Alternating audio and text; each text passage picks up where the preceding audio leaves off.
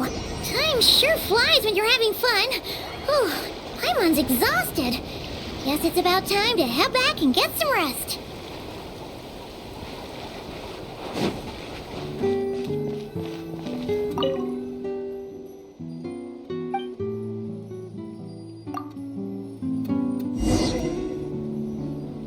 Morning, traveler. Morning, Paimon. Thought I'd come over and say hi, puffer, floaters, and all. Morning, Mualani. How are you so full of energy? Weren't you the one partying the hardest last night? That was last night. I got a good night's sleep, and now I'm good as new. Here, take this. It's your prize for completing the album. I picked yours up, too, to save you the trip. Wow! Thanks, Mualani. That was so nice. When it comes to helping people, a good guide always thinks one step ahead, right? Oh, and speaking of work, I guess our vacation's almost over, huh? Probably for the best. If I don't head back soon, I'm worried my little doggy won't even remember me.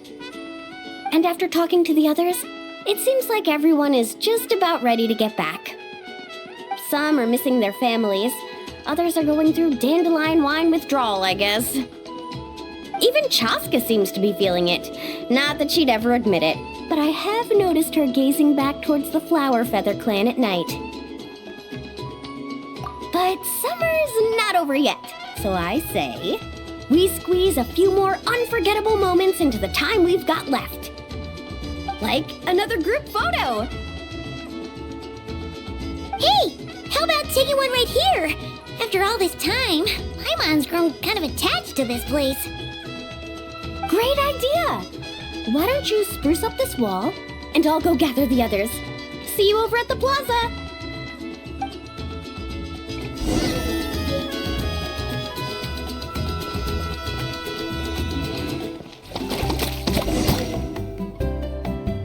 Wow! That looks amazing!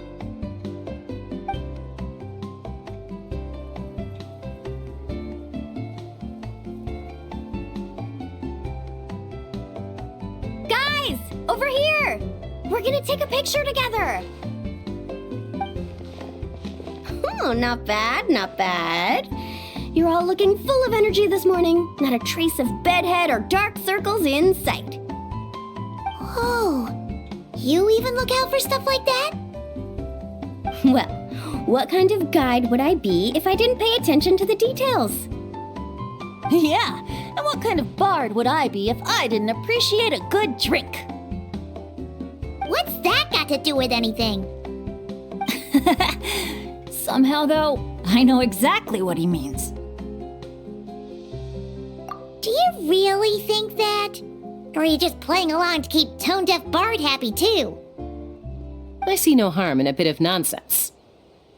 Here, put on this Asha headband. It's a souvenir from the rest of us.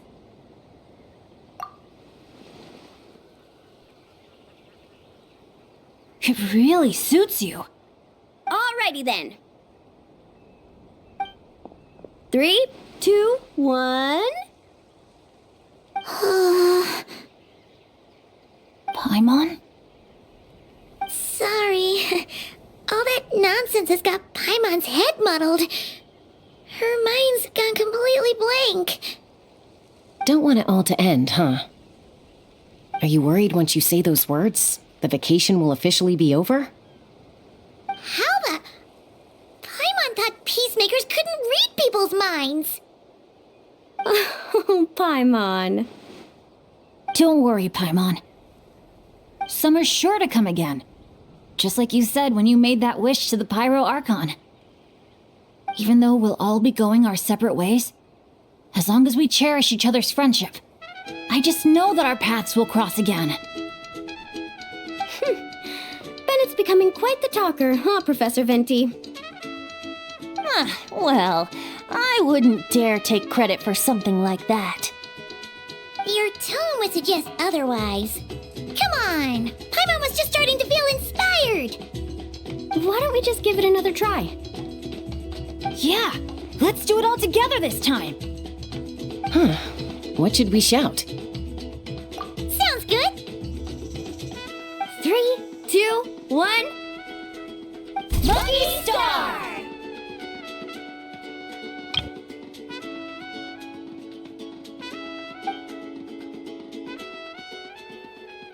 So, what are your plans for the future, Bennett? If you're having trouble deciding, you can always park it in the People of the Springs for a bit, or however long you want, really. Thanks for the kind offer, Moalani. I actually went to see the Pyro Archon to tell her how grateful I am for everything she's done for me. She told me that the domain we entered was an abyssal simulation of the Mare Javari. It was extremely unstable, and now it's completely gone. Later, when we got on to talking about my future, she said I was more than welcome to stay here in Natlan, but also that she would respect my decision, whatever it turned out to be. And after thinking it over, long and hard, I've decided to return to Mondstadt. You miss your dads, don't you? That's definitely part of it.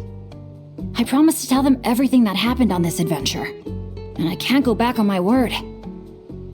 But also, when I said goodbye to my mom and dad, I promised them I'd become the most legendary adventurer in all of Teyvat someday. And no adventurer should stay in one place for too long. Bennett. What if your luck starts going downhill again the moment you leave Natlan? It's fine. The warmth and kindness I've experienced on this adventure is enough to get me through all the challenges that lie ahead. As I attempt to shape my own fate, I want to take that same kindness and pass it forward. That's something I've always believed in. Hear, hear! To our leader! To our leader, Bennett! Cheers!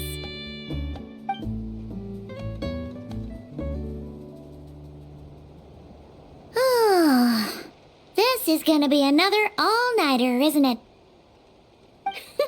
The fun never stops. Who's up to perform next? Bennett's almost fallen asleep several times now. No. I can still keep going. Go get some rest now, guys. And seeing as you've still got the energy, I'll leave the cleanup to you, Mualani. Huh? Why me? Traveler, perhaps you could join me for a walk? I know a great spot.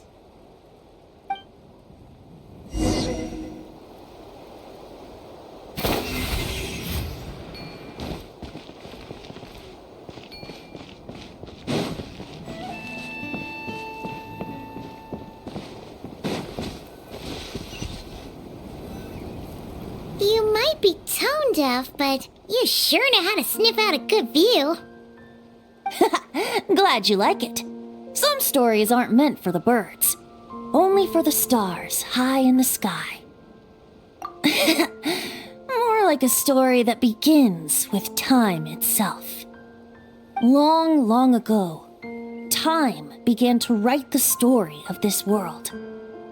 To her, all living beings were equal, both in their value and insignificance. Like an ancient scroll, she engraved upon her memory all people, all events, all encounters, and all farewells. Back then, as an animal spirit, I had a chance encounter with time at the Thousand Winds Temple. Hearing my wishes, she entrusted me with fragments of her power and authority. Sounds like you've heard the story of time and the wind before. Charming, isn't it? Through the memories engraved in rituals, poems, ruins, and ancient texts, the same beings she considered so insignificant have met her, time and time again. So, this is the story you wanted to share? More like the prologue. The corruption of the Mare Javari is tied to time itself. To put it another way, it is a calamity present in every moment that will ever be. Unlike time herself, I have always cherished many wishes in my heart. 500 years ago, to prevent the corruption of the Mare Javari from spreading beyond Tenochtitak, I blew it off the timeline, turning it into the Windless Land. Oops, seems like I may have confused you. If you're asking about how the Mare Javari disappeared from Tenochtitak 2 or 3 decades ago, there may be someone else better suited to tell that story. The Mare Javari has been the bearer of too many stories that weren't meant to be its own. I merely played a part in one of its chapters. And the choice I made 500 years ago came with a price.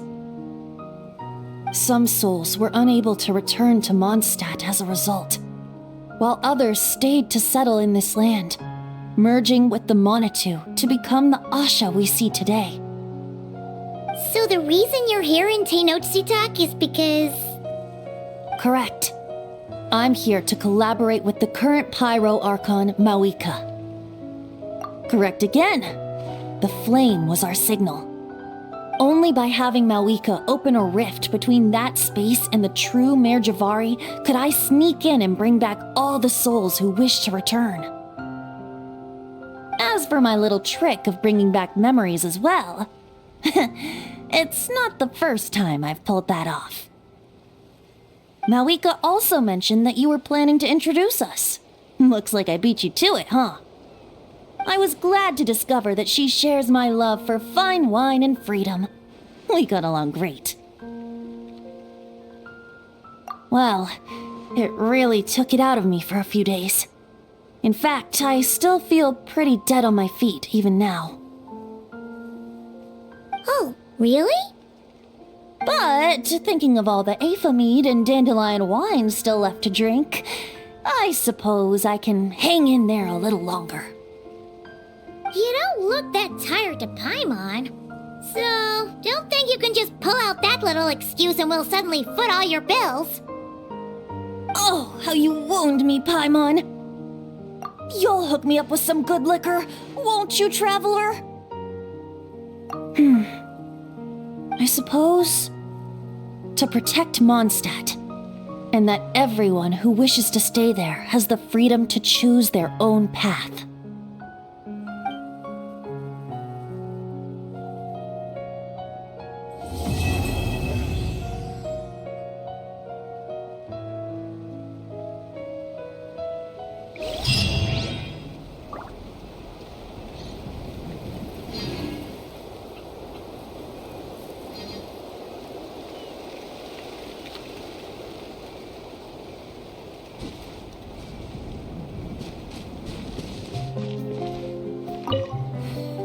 Thanks for coming on this adventure with me, traveler. Sunny islands, crackling bonfires, exciting attractions, carefree parties. If I didn't know better, I'd say it was all a dream. But knowing it was all real, I'm starting to feel emotional again. This must be true happiness, huh? Not only did I finally meet the people dearest to me, but together with my closest friends, I spent a summer I wish could have lasted forever.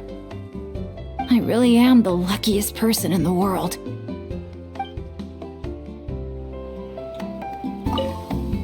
Thanks for coming on this adventure with me, traveler. I picked out gifts for my dads and everyone back in Mondstadt. I was convinced my bag would be big enough, but I ended up having to buy another one just to squeeze everything in. I also picked up a bottle of concentrated honeydew. When I get back, I'm planning to ask Diona to create a dandelion-flavored drink for Professor Venti with it. Wait a sec, Diona. Oh no, but what about Draff? How could I have forgotten Draff? Guess I'll be making another trip to the market then.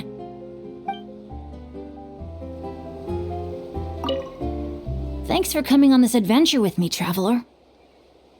Safe travels to you too.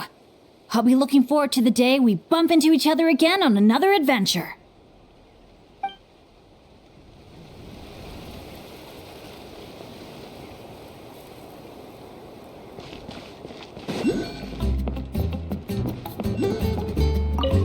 So, how about it? Now that you're all done, We can finally have a proper drink together, huh? You make it sound like I was holding out on you. But if you and I had a real drinking bout, I don't think these poor little aphids could handle it. They'd have to flit to and fro, making me till their wings gave way. Spoken like a true bard. That impromptu toast you gave just now was spot on, too. For happiness and freedom.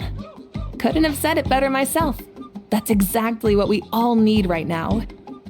You must have been to your fair share of banquets in Mondstadt, huh? Of course! They don't call it the City of Wine and Song for nothing. Besides, without being able to come up with a decent toast, how else might a humble bard earn themselves a regular supply of free dandelion wine? Well, when you're free, you're always welcome at our tribal banquets. They'll be fighting over who gets to host you, I guarantee it. Just so you know, they can get pretty rowdy. Banging, stomping, belting out off-key drinking songs, stuff like that. You wouldn't mind, would you? Of course not. That sounds like great fun. If only our two nations could throw a joint banquet someday. Oh, great idea. I'll make sure to load up a few extra barrels of Aether mead for the occasion. As it happens, the Collective of Plenty recently launched a new drink called a Canepa Cano. I'll make sure to bring some for you and your friends to try out too.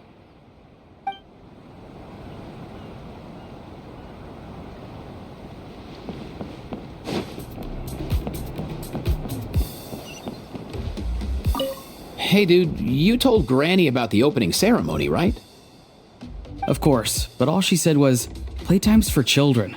And after she said that, I didn't have the courage to tell her even the Pyro Archon agreed to come. Well, guess we could still bring her back a gift. Maybe an Asha headband. Not sure if that's her vibe. Snacks might be a safer choice. Granny always needs something to nibble on while she's reading. Or drinking. We'd better get Kakuku's opinion on this. Speaking of, where even is that dude? Still hanging out with the Asha? Don't worry, bro. Kakuku can take care of himself. Do you even hear yourself, bro? I'm more worried those Asha are gonna be all broified once he's done with them.